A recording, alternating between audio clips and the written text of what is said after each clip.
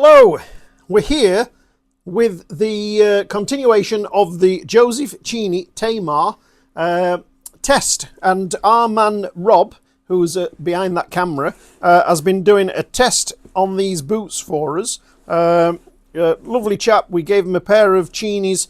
Get out there, get wearing them. And the good thing about Rob is he counts all his steps on his phone, so we know exactly what these boots have done.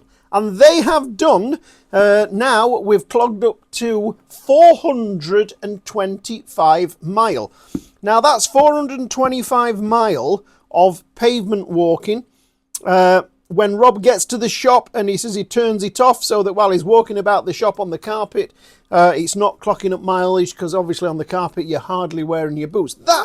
That's how diligent he is to get this absolutely right. How's the boot doing? Well, we'll get right back to that. 2 seconds. Okay, we're back. I just had to stop and serve a customer, and as it turned out, it was another pair. So this is in the...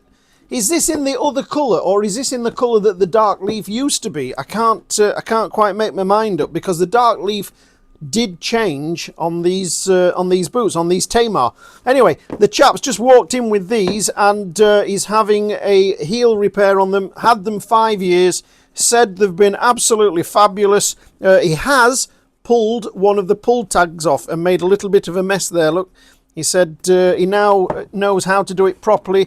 He's watched our videos, and I'd just say put your foot in so far, give it a little bit of a wiggle, give it a minute just for the elastic to ease a little bit, and then slowly drop your foot in a little bit of slow pressure while you're wiggling. Not wham, you know, giving it full beans, trying to get it on, and you will pull them off. So this is his. He's got a little bit of stitching just come undone there. Look, you see, now he said he did ride them on a bike and he might have caught that stitching, but that's no problem. A little bit of glue under there, stitch that back down. Everything else on this boot is gorgeous.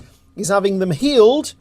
He's going to have all the edges retrimmed. We're going to give them a lovely polish, and we're going to sort that pull tab out on the back there, and obviously we've got to do a little bit of a repair there. It's not going to be beautiful, but he's not bothered. He just loves the boot. The sole, after 5 years, is still quite good on there, so he doesn't need the sole doing, just having the heels done. But that was just as we were doing this filming, a pair of Tamars coming. So back to these now. What's Rob been doing with these? He's been polishing them with a neutral polish, and as you can see, the colour has faded out of them, which happens quite a lot with these. What is recommended? Well, this is recommended by Cheaney's, the cognac, it's the sapphire polish, but this is the new one that they recommend because the colour of the dark leaf has changed. When I emailed them, they said, they said you can use the red if you want it to be darker. The red if you want to go darker, yeah. Or use the other one to make it, to bring out the brown in it, or use both. Right, use both. It's sort of in between, isn't it? So Cheaney are recommending both of these colours. So the good thing... They've got cognac on. Cognac gone? They've got cognac on the website if you look now. Yep. But they originally had the mahogany on there. Oh, right, okay. So that's more like the original dark. Yeah, it is. But that, to me, look at that. Look there, that looks gorgeous, that does. Yeah. Now, one thing with your sapphire creams, as you know, two things. One is they're expensive, but they're good. And the pigment is very strong. So that will... What are you going to go with these then? I think you should go with the darker one. I'm using the mahogany because it looks more like the original one. Yes, I think so. So we will see these... If you wanted to stay like that, you'd use the cognac, wouldn't you? Yes. So you to keep that If I wanted to colour... stay like that, I'd probably use that, but I want it to be more like the original, which is a beautiful colour. This dark leaf is gorgeous. Look at that. They're just lovely. There is actually a slight difference between these with the Tamar and the Tweed and then the Avon. Beautiful, but this is just a little bit lighter. Look here on the top there, a little bit lighter colour. So what can go wrong? What can go wrong?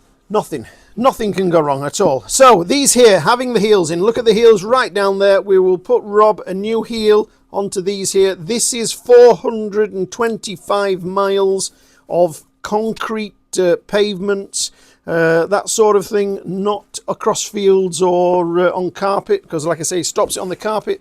So Rob has opted not to go straight back to a Dainite heel. Rob says, I will try out, for you people at home, he's going to try out the Ridgeway heel. So we now know what Rob gets out of a Dainite heel. He's going to go for this Ridgeway. And look at the thickness there. Look at the difference in those. Look. So we shall have to, what Paul normally would do is thin that down a little bit so it matches the Dainite heel and put it on there. But what Rob's opted to do is have 2 of the lifts removed. So we leave just maybe one and a half lifts in, and then have this heel, the complete thickness of that heel on there. It's going to look a little bit of a bugger with the Ridgeway heel and the Dainite sole, but you're not that bothered about that, are you? No, he's shaking his head. Absolutely fine there. All in the name of science. In the name of science for our viewers. So what we have here is the Durameter, something like that. It's the densometer, and Rob's had it on these two here. On the soles, I think you said there was very little difference between the two soles, the Dainite sole and the Ridgeway sole. On the heel, the Ridgeway heel is looking like it's a little bit softer. Yep, am I right in saying that? Yeah. So we're going to use this quite a bit. We've already been on to the Victory sole, and that was quite hard on the Victory sole.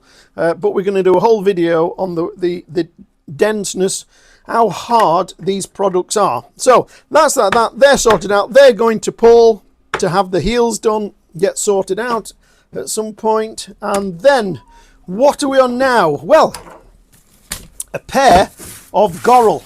Oh, beautiful Goral. These are lovely. UK-made.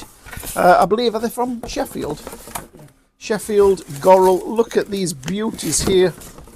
And again, these are Rob's. And he's going to do a test with them and see how he goes on with these Gorals. And let's just have a look what you've got here, Rob. You've got the... oh, look at that beautiful boot. Lovely boot. Yep, lovely boot. What's he called? Smugs. Smugs? Waxy Commander. Smugs Waxy Commander, and it's got, look at that, it's got the little Union Jack there, Union flag in fact we say, Goral on there. It's got this lovely edging all the way around. It's got a beautiful sole unit on there, and you're going to switch to this now from the Cheaney for a while, yep? Yeah. So the Cheaney's going to get repaired.